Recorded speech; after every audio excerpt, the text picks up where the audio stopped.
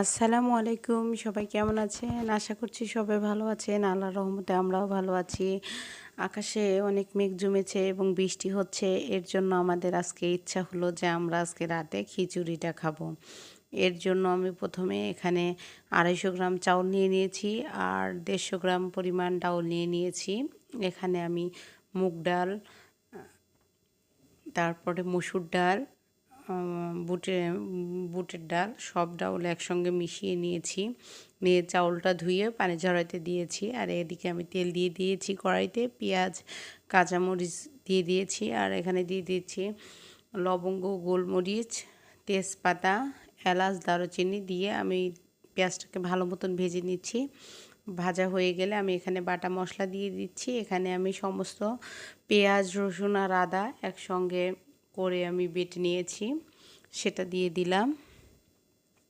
দিয়ে এটাকে ভালো মতন একটু ভেজে নেব যাতে মশলাটার কাঁচা গন্ধটা চলে যায়। এবার দিয়ে দিলাম স্বাদ অনুযায়ী লবণ, দিয়ে সামান্য পরিমাণ দিয়ে দিলাম পানি মশলাটা ভালো করে কষানোর জন্য।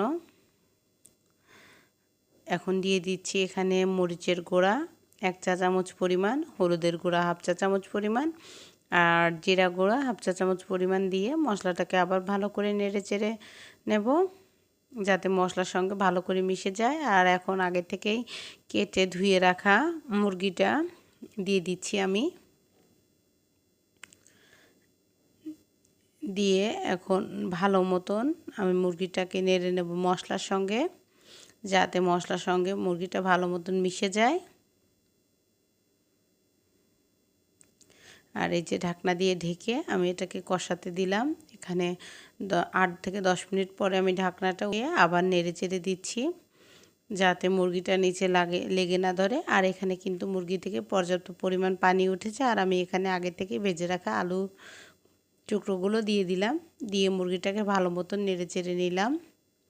এখন নিয়ে আরও 5 মিনিট এটাকে রান্না করে নেব। তারপরে আমি পর্যাপ্ত পরিমাণ ঝোলের পানি দিয়ে দেব। এই যে আমার এখন কষানো হয়ে গেছে, আমি এখন পর্যাপ্ত পরিমাণ পানি দিয়ে দিচ্ছি। পানি দিয়ে মুরগিটা সিদ্ধ হওয়ার জন্য নেড়ে চেড়ে এটাকে আবার আমি ঢেকে দিয়ে দেব ঝোলটা শুকা পর্যন্ত। আর এদিকে আমি একটা কড়াইতে তেল দিয়ে দিয়েছি, এখানে পেঁয়াজ, রসুন কাটা আর কাঁচামরিচ কাটা দিয়ে দিচ্ছি। দিয়ে এটাকে একটু ভালো মতন একটু ভেজে নেব। আর দিয়ে দিচ্ছি এখানে দারচিনি, এলাচ, তেজপাতা, দিয়ে দিচ্ছি হলুদ, জিরা আর ধনিয়া গুঁড়া দিয়ে এটাকে ভালো মতন মশলার সঙ্গে ভালো মতন ভেজে নিচ্ছি পেঁয়াজটাকে। আর এখন আগে থেকে পানি ঝরানো চাউলটা আমি দিয়ে দিচ্ছি মশলার ভিতরে। এখন এটাকে ভালো মতন আমি ভেজে নেব। আর দিয়ে দিচ্ছি এখানে 1/2 চা চামচ পরিমাণ লবণ, দিয়ে দিচ্ছি 1/2 চা চামচ পরিমাণ আদা বাটা আর রসুন বাটা একসঙ্গে পেস্ট করে নিয়েছি। এখন এই মশলাটাও আমি এই চাউলের সঙ্গে ভালো করে ভেজে নেব। এখন এখানে পর্যাপ্ত পরিমাণ পানি দিয়ে দিচ্ছি। পানিটা কিন্তু একদম আমার কড়াইটা সমানে সমানে হয়ে গেছে, এর জন্য আমি এখন ঢাকনাটা দেব না, এটা এভাবেই সিদ্ধ হতে থাকবে। আর এখন আমি ঢাকনাটা তুলে আমার মুরগিটা দেখে নেব। এই যে মুরগিটা কিন্তু অনেকটাই হয়ে গেছে।